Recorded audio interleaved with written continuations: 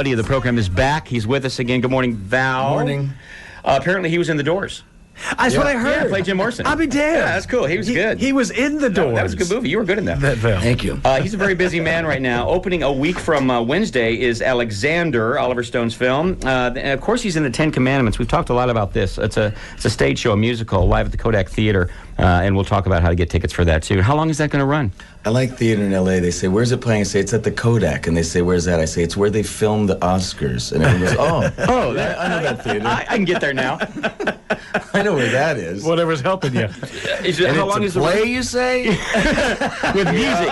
People moving around and everything. The Kodak, huh? Yeah. I've heard of that. We show the band at the end. It's an incredible band, right? Yeah. And I've been doing question and answers after. And someone said, well, why would you film the band? They said, no, it's a video feed because the band is not on stage. Oh, it wasn't like Miss Simpson. There's actual music and you actually sing, yeah. Now, going back to theater and doing a big extravaganza like this and a musical, how did this come to you and the process that you went through to decide, okay, I'll do it? Well, it came to me because the guy who's our musical producer called me. He's a friend of mine, and I know him through Peter Gabriel from years ago, and he called and said there's this wonderful, eccentric, crazy financier who loves this play, saw it in France, and he wants to do it here in the United States and do everything differently. The composer's Patrick Leonard, who made a lot of hits with Madonna, and he's never done a musical, and Mary Beth Derry did the lyrics, and she's never done a musical, and our choreographer's done very few musicals. The last time I did a musical, there were cardboard sets. Wow. And I think I helped paint them. And I know I helped move them in Chatsworth High School. So it was quite an adventure, but the way I came to say yes was I've got a bunch of movies in development with a partner. Finally, I've gotten around to making movies myself.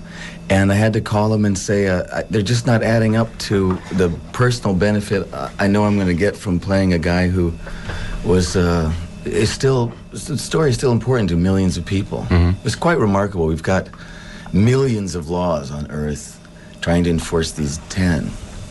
And with very little success, apparently. Apparently.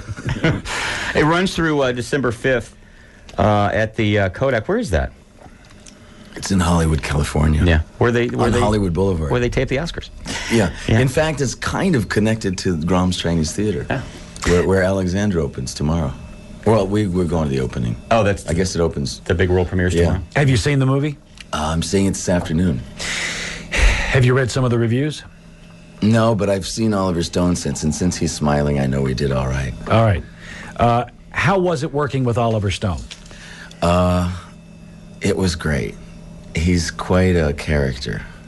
And what I love most about him when you go to work is that he only directs what he writes.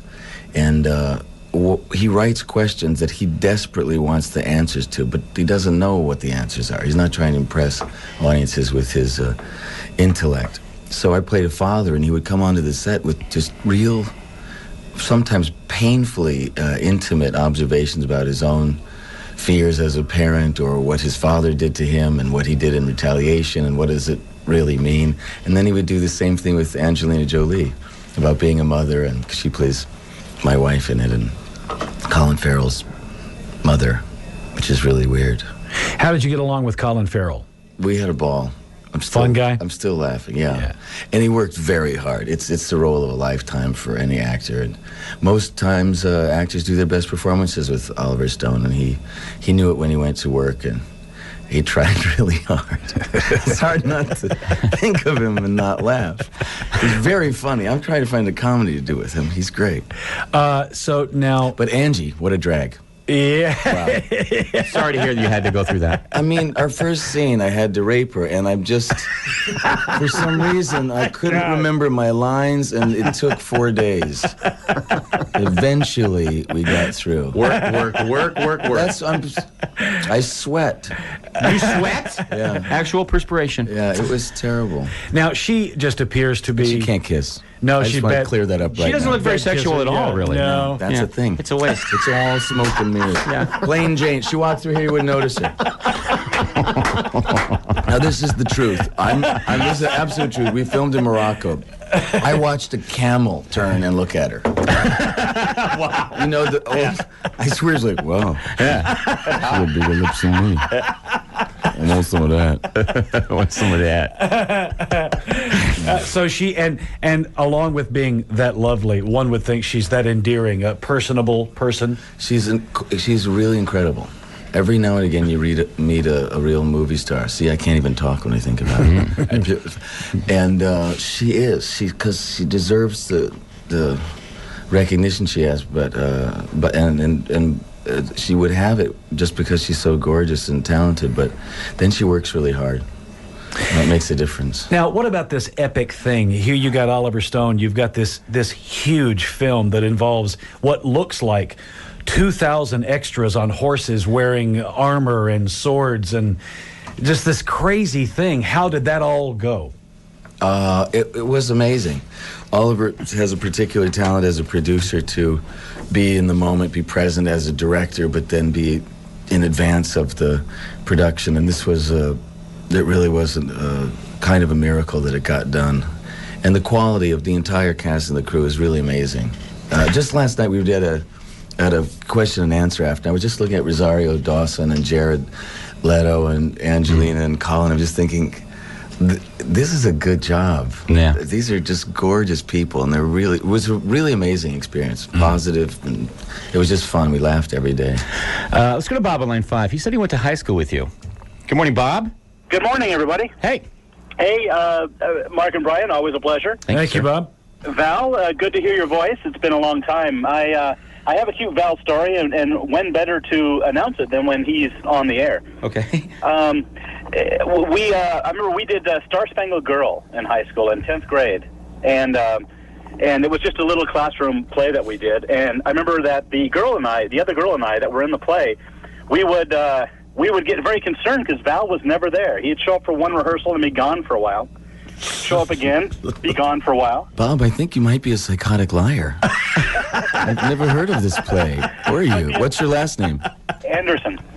Oh, yeah. Bob Anderson. Star Spangled Girl. No, I don't remember that. Maybe that's because I never showed up for rehearsal. But the amazing thing was, and Val being the genius that he is, he showed up the day of the actual presentation and nailed it. Thank God. All right, thanks, Bob. And Chris on line 2. Good morning, Chris. You're on the air with Val Kilmer. Good morning, Mark Bryan. Good Hey. morning, Val. Morning. How y'all doing today? Good. Hey, Val, I wanted to ask you a question. I'm a big fan of yours and really love your work. And wanted to ask, some of my favorite roles that you play, Jim Morrison, The Doors, and Doc Holliday, and then the character you played in The Salton Sea, all revolved around being kind of tweaked most of the time. Yeah. How did you prepare for those roles? And, what are your thoughts on specifically The Salton Sea and that movie in general that a lot of people, I'm sure, don't know about? Well, tweakers are guys that take a lot of speed and become addicted to this lifestyle like vampires. And I just, all three of the roles, but particularly The Doors, where he was a drunk and Jim just did everything anybody handed him. I remember once he went to a story where he was in Amsterdam, and he ate everything and smoked everything that anybody gave him. And at the time, it was a lot. And then he just passed out, and they had to rush him to the hospital. He just couldn't say no. But I did a lot of running for that. I was very healthy for that, and I sang all the songs in The Doors, where I played Jim Morrison. That's right. It was what we heard. In the Doors film. That's right. Jim Morrison. You were really good in that. Thank you. Yeah. But we're laughing because before we started, he was saying, talking about singing. Have you ever sung before? And I said The Doors, and Mark, I forgot that I was in it. Well, I was. Anyway. So singing, it just takes a lot of energy. It takes a lot of energy to do it. All the rockers, they like selling the idea that it's just a big party, but all the ones that make it, they work really hard. It's a very physical job, singing, and it takes a lot of work. So I just worked hard. This new company that you're making movies now, Yeah. Are you enjoying that? Is it what you thought it would be? It's got Mars Callahan. You should see this movie, Pool Hall Junkies, he made. It took him forever to get it going. He was an actor, and he's directing. And, yeah, we're going to do one with Colin Farrell, and hopefully I can get Angelina to do a part in it. I like her. Not very sexual. Have you guys met her? No. Yeah. No. We've smelled Billy Bob Thornton, though. So when Really? yeah, so we're kind of... So there's that. It's nice. Yeah. Now, your last visit with us, one of our favorite things that you shared with us was when you worked with Marlon Brando and the stories that you told. We 2 weeks ago had the actor Cary Elwes. Sure. He was you know Cary. Sure. Okay. Cary, unbeknownst to us, also at one point worked with Marlon Brando. We're going to take a break, but when we come back, we'd like to play. It's about a 2-minute segment of him on the air talking about Marlon. You'll probably enjoy. Good. All right, stay where you are. Val Kilmer is our guest. We'll take your phone calls at 1-800-955-5567. This is the Mark and Brian radio program. You know that I would be alive. Welcome back in. Thanks for coming back to the Mark and Brian radio program. Val Kilmer sits with us. Now, as we mentioned to you... Go. Yeah. As we mentioned to you before we took the break, you enlightened us with your stories of the time that you worked with Marlon Brando, and you worked with him on... The Island of Dr. Moreau. That's right. Which we called laughingly, The Island is Dr. Moreau. Marlon put on a few pounds back then. Well, And some white makeup. Yeah. As we said, we had the actor Cary Elwes on the program just a couple of weeks ago, and we did not know that he had any experience with Marlon Brando. You, knowing what an eccentric Marlon Brando was, yes, may get a kick out of hearing this story, and we have it queued up. This is Cary Elwes on the program with us. Might do, Marlon. Yeah, I had the opportunity when I was a kid. I was a PA. I worked on Octopussy, and then a PA fell out on Superman, so I did about a week on Superman as a PA. Yeah. The first one. Yeah. My job was to get Marlon. They gave me Marlon as my first job. Oh, my God. Get Marlon out of the trailer, you know? Okay, you know? So I knock on the door, and I come in. I go inside, and I go, "Hi, Mr. Brandon. My name is Cary Elwes. I'm the new PA." "With what?" I said, "My name is Cary." He goes, "No, it's not."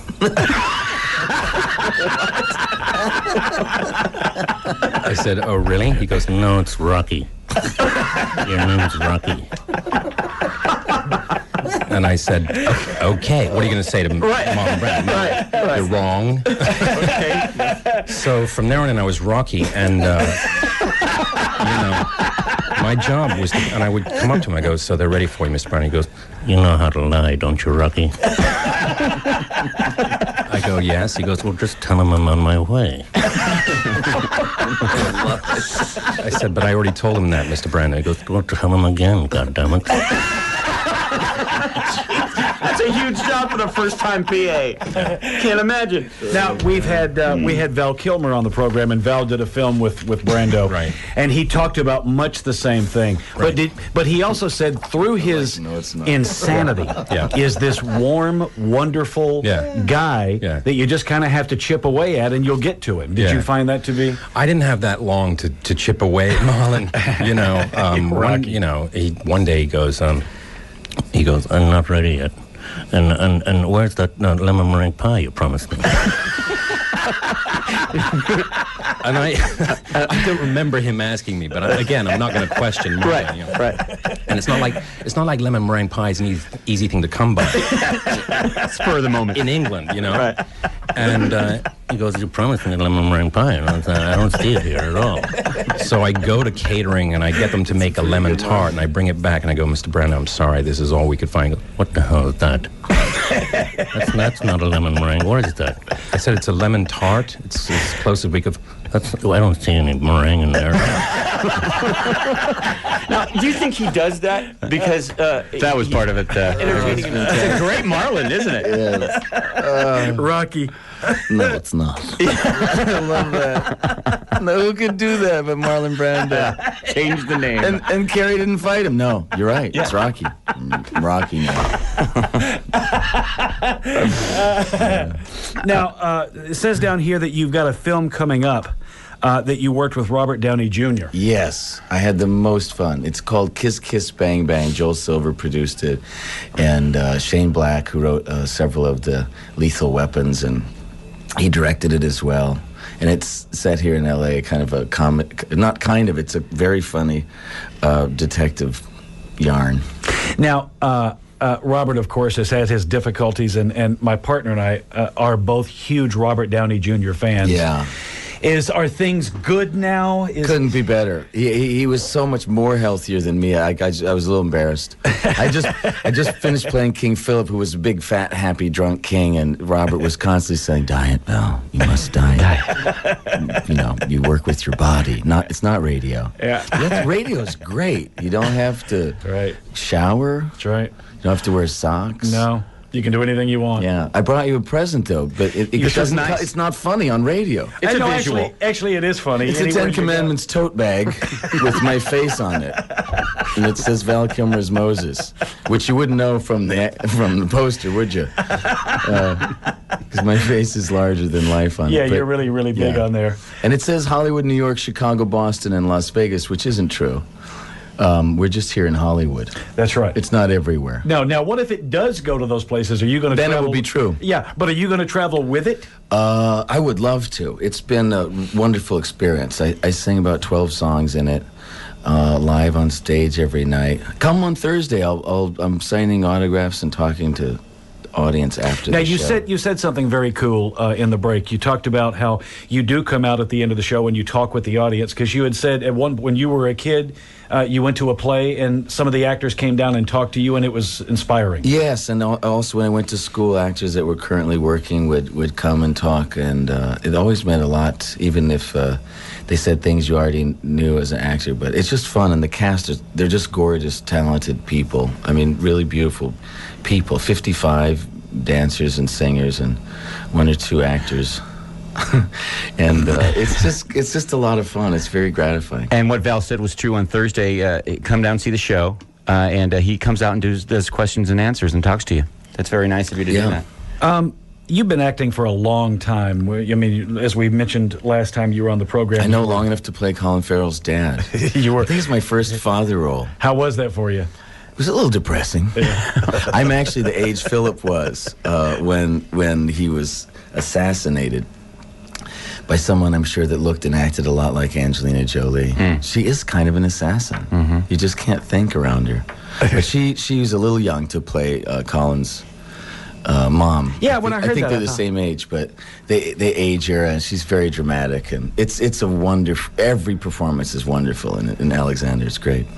Is there anything over the years, after having done all this work, theater and school and films and whatever, is there anything that you have learned that has allowed you to continue working in a very difficult business? Yeah, I think it was just how my parents raised me or what my nature is, but I had and probably from just very legitimately, not because I'm doing the Ten Commandments, but stuff I got from Sunday school about trusting who you are. There is a strong sense of individualism, at least in my faith, and confidence in that. And I even went on an audition for a hamburger, some fast food when I was a kid, and I just couldn't do it. And the agent afterwards, "Don't you want to act? Because the guy said you just couldn't say those words." I go, "Yeah, but it's a bad hamburger." Really? I was a natural method actor, but to answer it seriously, it really is to just know yourself. You have to be obsessed with your own nature and character, and then forget all about it, because there's nothing more or less satisfying than a selfish performance. And I think it's a challenge for Americans to get over ourselves. We don't have a sense of history. We don't look at events, current or historical, with a sense of history, or I don't believe with enough grace, certainly not the kind of grace our forefathers had, that created the most incredible government ever. And we have an opportunity to be responsible to it, and can't do it without really knowing yourself and committing to what it means. It takes more work than I think the average American's willing to admit to be an American. It's a responsibility, and I travel a lot, and we're so lucky. But that to be too grand, but that knowing yourself and being willing to embarrass yourself. That's one of the reasons I took a musical. I was like, well, I can't stand on stage in a white miniskirt, which is what I do at the start of the play. I hope you guys come and see it, but I still can't do it. I have never done a performance where I don't go out and I'm laughing. I can't help it. It's just funny to me to be in front of 3,500 people in a miniskirt. And then I sing about metaphysics. It's an unusual evening. It's not something you can see every day in Hollywood. Actually, that's a lie. That's you true. can see it every day in Hollywood. But this one you get to pay $100 to see it, which is makes it unusual. The everydayness of a musical, doing a Broadway musical, you're watching. You can't go out in the cold without a Kleenex over him. I mean, you really have to be careful with the voice, right? Yeah, I do. I have a natural strength in my voice, so I get by. But I have been training with Seth Riggs, who's brilliant. Maybe he's a genius, one of the best vocal coaches ever. He just went overseas with Paul McCartney, and he's just crazy talented. His credits are a mile long. But he did the Doors. It was more fun working on the Doors just to see his face, because I go in and we do these all proper vocal exercises and improve my range and all that, and we talk about how to perform properly. And then I push the button, and it was whatever, 1968 in New Orleans when Jim was shrieking and all off and flat, and I'd have to emulate that on the track, and it was really painful for him. To hear you talk about accepting the role of the Ten Commandments, for some reason it reminds me of the story that you told us here on the program when you were in some foreign country in a cave. Oh, yeah. And your agent got the phone call for you to be in Batman. What a memory, yeah. And your response to the question was, well, that would be funny. Uh-huh. Seems like the same kind of thing here. You just really kind of took it because it sounded like it might be funny. Well, scary is more. It was intimidating. And this partner I mentioned, Mars Callahan, who's got 3 incredible scripts, and we've been talking for some time about working together. And I had several things that people were interested in to develop, and just really seemed like, especially with having just been in Alexandria, I hadn't made a large film in a while, and it's quite a wonderful role. And then doing a comedy, which I hadn't done. That's the one with Robert Downey Jr. Right after that, I really wanted to keep going with movies again. I made a bunch of small films and really have been entertained by it. But I wanted to get on to finally making movies. And then I got this phone call saying, do you want to be in a musical in Los Angeles playing Moses? It's just not something that comes up every day.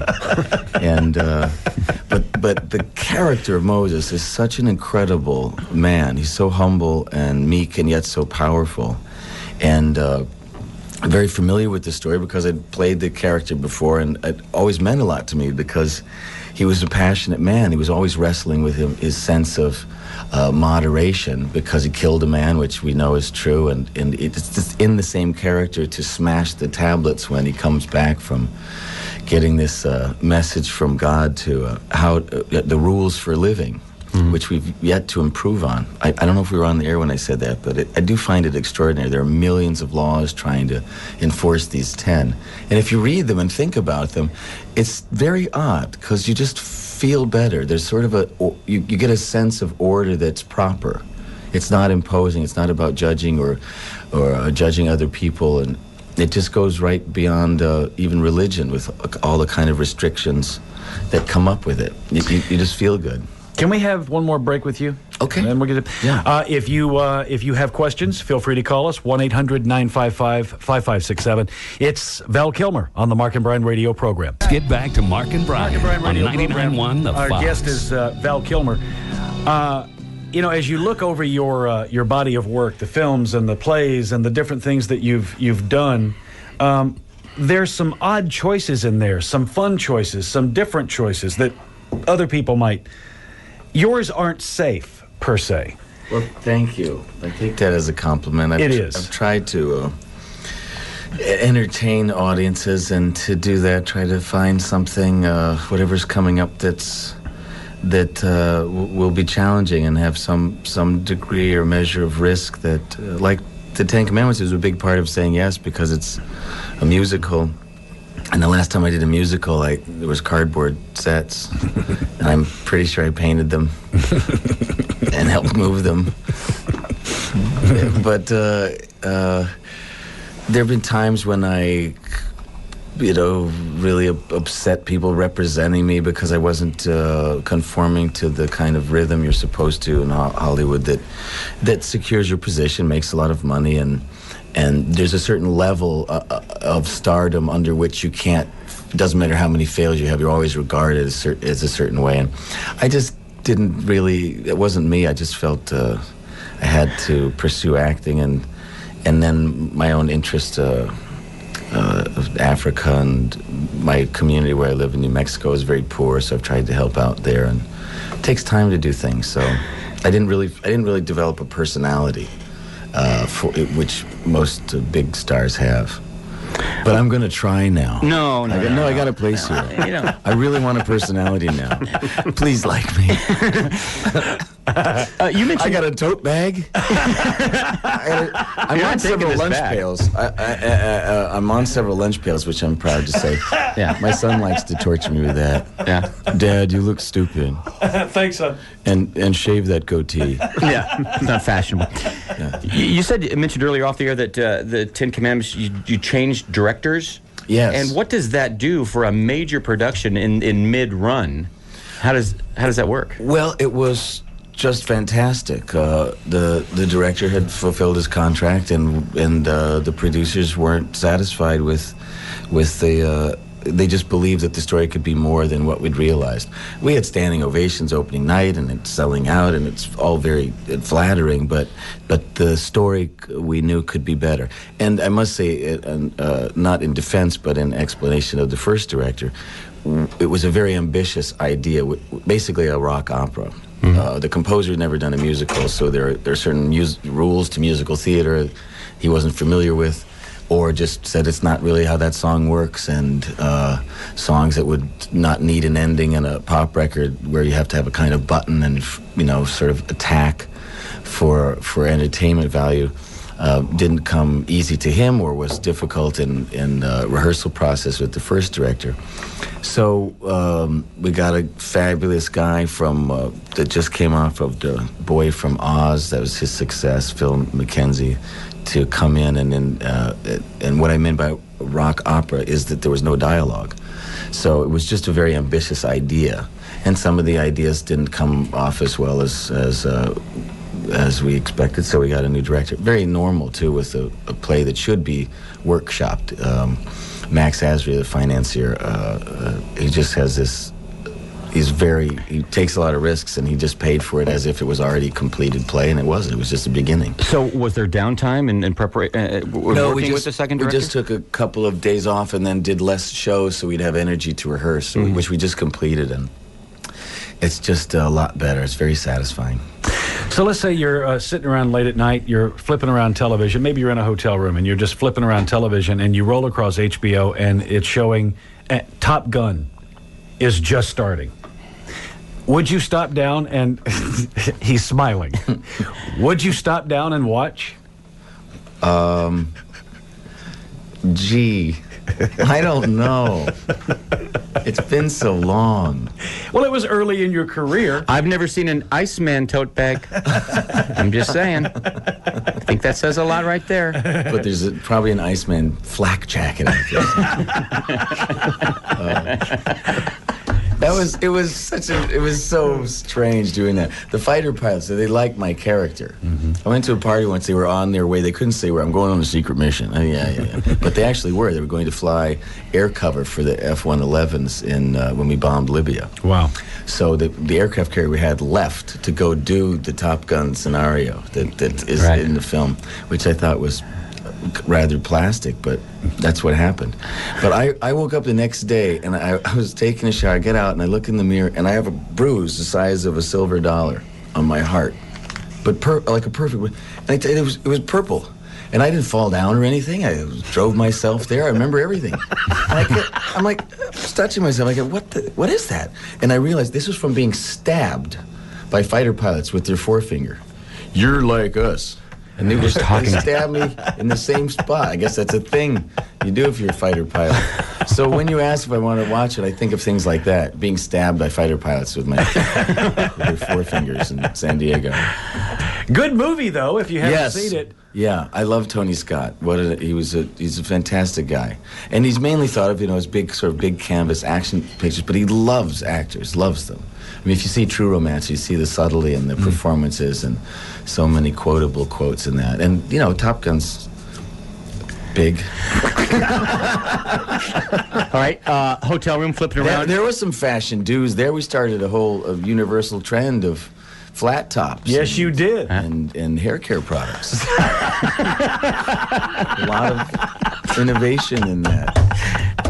It was a turning point for all of us. Yeah. Flipping around, hotel room, and Tombstone comes on. Well, I love your character. Don't even in start. Tombstone. I loved Kurt Russell. It's kind of a love story, these two guys that couldn't have been more opposite. Yeah. And what I loved in the story itself is I had an affinity for the South because my grandfather on my father's side had come from Tennessee. That same trail came through Texas and then up to New Mexico and Arizona, but he prospected in New Mexico. That's why I live there now. It's a beautiful country. But he had a sense of nobility and character that he saw in Wyatt Earp, that he'd finally met a man that was a stand-up guy. He was loyal to his family, and he really was exactly like our version of the story tells. He just was willing to die for this guy because he was an honorable guy. And Wyatt was too, to Doc. And Doc was a criminal and a murderer. And, a gambler meant thief back then if you were good at it. He came down from Prescott with $50,000 to a town the size of your studio. There was nothing there. What did they spend the money on? Like you think of guys making it big and hip-hop and stuff, and suddenly they're rich and buy planes. What did they buy out there that they would blow all this money? Well, they did it all the time. They were really living life. So I'd probably watch a couple scenes. To voice Billy Bob's in that. Billy Bob is and one of his early. When I think of that movie, I wish that I'd read the scripts he was begging me to read. I just was busy. I was like, Billy, good luck, I really hope it goes good. Wish you well. Just never got around to reading them. Now, do you, because I'm sure that was you a big run mistake. into... Sorry, Billy. I'm sure you run into tons of fans that mention Tombstone. We ourselves thought it was probably one of your finer performances. Do you feel that? Yeah, it's an incredible role. He's it's just funny. And the writer, Kevin Jarre, acknowledged to Kurt Russell that he really did capture something more unique in the writing with Doc Holliday than he did with Wyatt Earp. Why it was just was harder to dramatize. And Kurt was fantastic. He really was. He saved the film. We had over 100 people quit or get fired off of that. Why would they quit? It was a very frustrating film. The first month was with Kevin Jarre as a director. And when they realized that they didn't have a film, we had to start over, but we didn't get any more time. So some people just were fed up. I think we had 4 first assistant directors, several cameramen, and the man who financed it or led the financing had mainly done action pictures. So it was a new kind of film, and most of the people that he had that were readily available were not the kind of people with they just didn't have that kind of experience with scenes with lots of dialogue and action as well. Hearing the characters that you've played, you love the history behind them, and I was wondering, have you ever been offered a role and you were undecided until you researched that character and said, oh, this guy had a lot going on, this guy was cool? Well, I wasn't offered the Doors, but I didn't know anything about Morrison. And I started very early with rock and roll. It was such a great, because I was 8 in 1968 and 9 in 1969, and just the incredible music that was happening. Every week something amazing was coming out. But I didn't really, I liked the songs on the radio okay, but I didn't own the records. Mm-hmm. So that was a whole adventure. And Morrison was a really fascinating character. I just thought he was, a drunk and kind of lucky, and I guess I was a little jealous. One of the things we like to do here on the program, and we do this periodically with certain guests, we go around the room and we take a guess at what you are carrying in your pocket, cash-wise. We all take a guess, and after everybody's guessed, you pull out your cash. Wow. Cash only, and you count it. I got a tote bag, so if you want to include the tote bag, I'm giving you a hint. Cash only. But it's Cash, I got sure. okay, but it's not in my pants. That's in your tote bag. Yeah. Okay. No, that's I okay. got some very fashion do pants on. Yeah. Slimming, no pocket. They thing. are very nice. All right, here we go. Let's go around the room. Frank, what do you feel? Well, I think Val maybe dropped a big hint. I'm going to say nothing. I'm going to say he's clean right now. He's got everything he No, needs. but I have a tote bag. Yeah, See? It has to be in my pocket. No, you can go with your tote bag. That's Yeah. you're carrying your personal. Yeah, that's right. Okay. All right. It's a man purse. I'm going to go out. It's not a tote bag. Priva. I'm going to admit Yeah, it. I took that he had money, just not in his pocket. So Right. I'm going to go with. Do you live here? Or you live in New Well, I got a Mexico? place here, but I live in New Mexico. I'm going to go with just $100. Oh, jeez. Bad money. All right, I'm going Let to me go. guess again. Well, no, you've already guessed. I'm going to go because of the fact that he is kind of traveling per se, and he's got to have that wacky mad money. I'm going to go 500. 500. Yeah. Okay. What do you feel? I think he's got like $254. Okay, like the exactness of it. All right, Val, would you please pull out your cash and count it for us? It's in your tote bag. That's a big bag. And in the file of facts. Okay. There's a wallet over here somewhere. Did you drive yourself here today? No, someone Sort of. I took my Interesting. daughter to the bus stop. Oh. You know, and there was more last night, but young Natalie in our cast got her car broken into, so I gave her $400. You're very angry on your driver's license there. I know. Very angry picture. I know, it's an outlaw state, New Mexico. I just get in trouble when I talk about home, but ER, come on. He's digging through nooks and Okay, crannies of his. 1, 2, 3, 4, 5, 6, 7, I was 8, 9, 10, 1,000. 1,100. The theater can pay. Hang in there, all you waiters and waitresses. Wait, 1,100 and $60. $11.60. Let's see if there's 54 cents just to make it. No. And it's funny, the wallet's like the old OP wallets when we were in junior high. Right. I have a Velcro wallet. $1,100 in it. I have a jet and a Velcro wallet. Val, do us a favor. If you run into or speak with Robert Downey Jr., Yeah. would you please let him know how much we would love to have him on the program? Well, I'm sure he will, because this is me doing a shameless plug for Robert. He might be a genius, and I don't even think he's started yet. And he's healthier than he's ever been. That's great. And he is hysterical in this film. It's not coming out till next year, but kiss, kiss, bang, bang. But I'm going to see him tomorrow night at the Alexander opening, so I'll tell him. We're both huge Oh, fans. yeah, I didn't do the plug yet. Yes. He just did a record. Oh, he did? Called, Well, he can sing. he can sing like mad. He was Jim Morrison in The Doors. I'm a little upset. Did you know that? I didn't. Yeah, that was Robert Downey Jr. He didn't ask me to be on his record, which was a little Val's digging through his tote bag. my man purse. It's a huge man purse. You know why I have this? Because Angelina said in Morocco, "Oh, that's nice." So like an idiot, I carry it around all day, every day, just in case I bump into her at the Bel Air Hotel. Here, I'm not even lying. I'm completely pathetic. And so will you be when she's on your show. Robert Downey Jr.'s record is currently, well, it's got to be called this because there's an ad for it on the. It's the only other ad besides Alexander in all of L.A. But there's an ad that says "The Futurist" at Tower Records. The Futurist, Robert Downey Jr. What kind of music? What kind of music is it? Should we put it on? Yeah, let's hear put a some. song Can we on. do that, Robert? Am I in trouble? No. Is this not a demo? It's done, isn't it? So illegal. So illegal. We're not. Well, this And is cool. how about Stephen Fretwell? Do you know this guy? Don't know Steven. Come on. Yeah, sorry. This is your business. Yeah. This is just crap in the bottom of my tote bag. and yet it's cool. That's cool. All right, so from Val's tote bag, we mentioned Robert Downey Jr. He pulls out his latest CD. Yeah. Let's sample and see what Robert Downey's got. What cut would you like? I have no idea. All right, we'll just I'll go do through the it. titles. You tell me. They're great titles. This- Man Like Me, Broken, Kimberly Glide, The Futurist. Am I going to get sued? No, you're fine. Right? Because he gave me the record. We're friends. You're carrying $1,000. fiance a nice present for her birthday. Little Clown, 5:30. Well, let's just go with track one, the first one up there. Man Like Me. Here we go. Robert Downey Jr.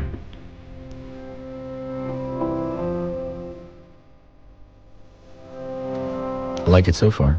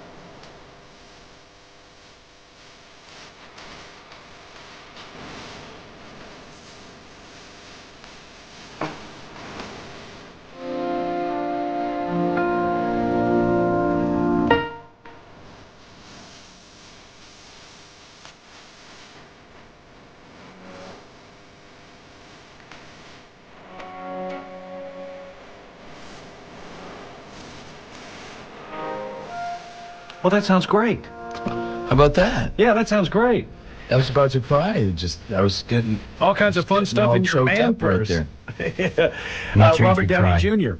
Well, he's a very honest man, and I can only assume, because I haven't heard it yet, that it talks about this rough times he just came through with drug addiction and all. Just driving around, because we made the film here, I would laugh and cry in the same minute, because he'd go, oh, see that hotel? I was in there for 2 weeks with a cat. A cat and the guy that never showed up. Where is he? Where is he? Where is he? Where is he? Oh, and I mean, it is funny, and he can tell the story better than anyone, and yet, by the time he was done, You're crying. Well, he told me one time when Sean Penn and a bunch of pals came to do intervention on him, and by the time they took him, they flew him to Arizona, I think, and he tells a story, but within 3 hours, he was back in L.A.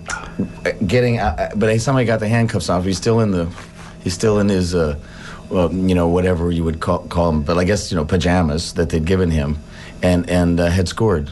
3 hours. Yeah, he was just like he saw that there was a crack in the door and said, "Yeah, would you get me a bottle of water?" And went out there, boom, bang, got in the cab, hustled the airplane ticket for free, and back here and hi. He's much better now. He's very good now. He's got a good voice. Well, if you see him tomorrow night, or when you see him, if you remember, tell him to come in here. Yeah. We're big fans. Now, the good news is, for you Val Kilmer fans, not only are you going to have a chance to get a tote bag, Yeah, there are T-shirts too. but the place to get that is live at the Kodak Theater, and I think we're both going to come so we can check it out. You're going to be doing this indefinitely, this run? No, it's till December 5th, and then we're looking for a new theater, new state, new town. And you might go with that, Jim? I'm pushing for Hawaii, because I think the Ten Commandments would do well in outdoor theater. Huge in Hawaii. Kauai, yeah. Well, the Ten Commandments live on stage at the Kodak Theater. Tickets available through Ticketmaster. You are on Biography this Wednesday at 10 p.m. on A&E. It's you. Is it this Wednesday? Yeah. God, I hope I'm entertaining. Angie did an interview on my behalf. Is she? Yeah, Robert Downey did an interview on my behalf. Now, what is your living I don't know who else situation? did. Are you married at this No. juncture? So you're single. Yes. You know Angelina Jolie is single. Yes. Why do you think he's carrying around a tote bag? See? Yeah. So I mean, So will you be, too. I know you're going to Absolutely. show up to the play with the She tote might bag. be there. all right, now Val, I mean, you're obviously you were enamored with Angelina Jolie, and she is available. Did you make some sort of a play? Did you consider making a play? Are you going to make a play? No. How come? We're just friends. She's very busy. I married an actress before.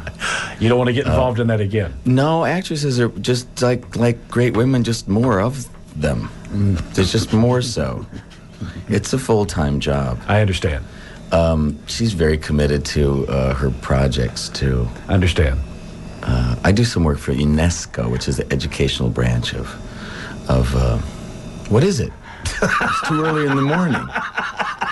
I do good things, I swear. See, when I think of Angie, everything goes out of my head.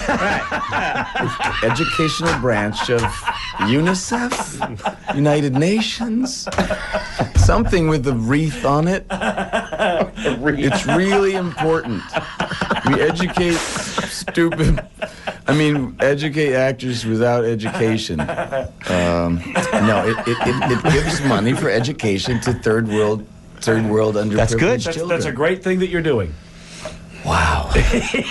When you can remember what it's called, maybe you can call back. When do you guys start your day? Like 4? Yeah, get up around 4. Wow. Yeah. You know why I wanted to be on at 8? Why? Because I knew I would be awake.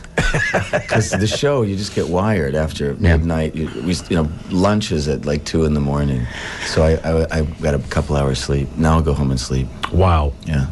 But if you want to come to Alexander, let me know. No, you mean the premiere? That's tomorrow night. Yeah. Oh, yeah. You might be asleep by then. So that's the huge, big, all It's the stars are Graham's coming. Chinese Theater. Yeah, come to that. I'll sign autographs there. This is the new me. I'm developing personality.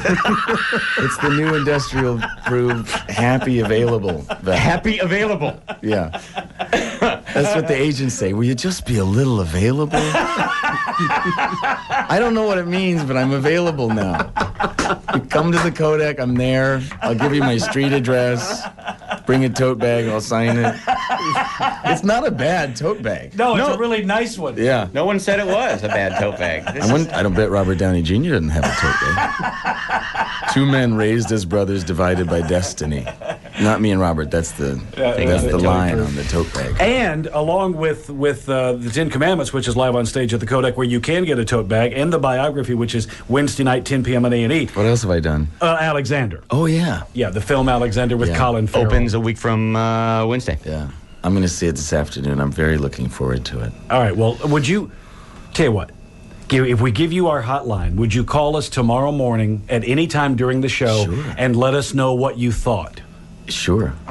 You betcha. And can you be honest? Yeah.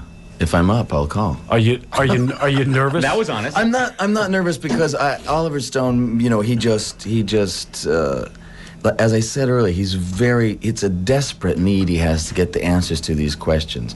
And it was a very well-written role to start with.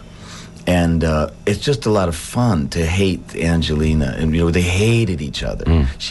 Olympia was very powerful. And Philip, he was a working-class guy. He'd done 10 years in a concentration camp with all these generals that then his son took on when Philip was assassinated, which very probably was by his ex-wife.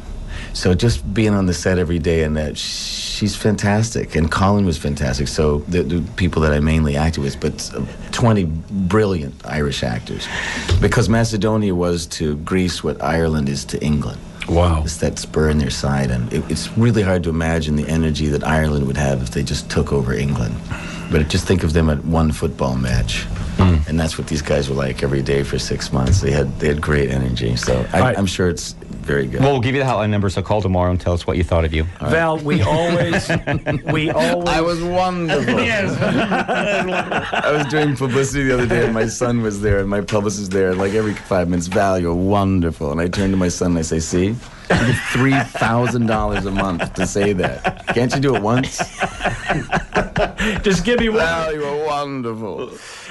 You're always welcome on this program, Val, at any time for any reason. We love having you in. Thank you. It's been a pleasure.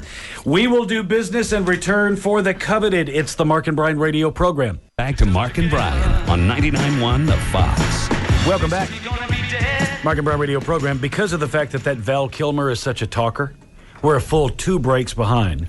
Dude, he's going to come back and take his tote bag. Yes, come on, he's going to want that back. Now, let's speak kindly of Val. We have the Val Kilmer tote bag. Val's the happier, more accessible. Yes, he is. He's looking to get a personality here in Hollywood. It actually gets better with every visit with him. It really does. He's a very cool individual. And did he say he's going to bring another tote bag? Otherwise, we're going to have to paper, scissors, rock for this one. And I've never actually...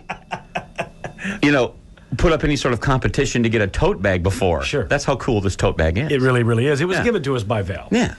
But right now, we, ladies and gentlemen, have a day 5 goer. I'm still alive. But how much longer can you survive? Do you have the drive? Will you take a dive? Your mind is buzzing like a beehive. Dull as dishwater, as sharp as knives. If you want to thrive, you must arrive at the one right answer for day 5. Day 5, he's been through round 1, 2, 3, and 4. Today's the championship round. He wins the grand prize if he wins today, and his name is Chuck. Chuck, Yes. All right, now Chuck. Now with Val here, you had to wait just 45 minutes. You must be screaming.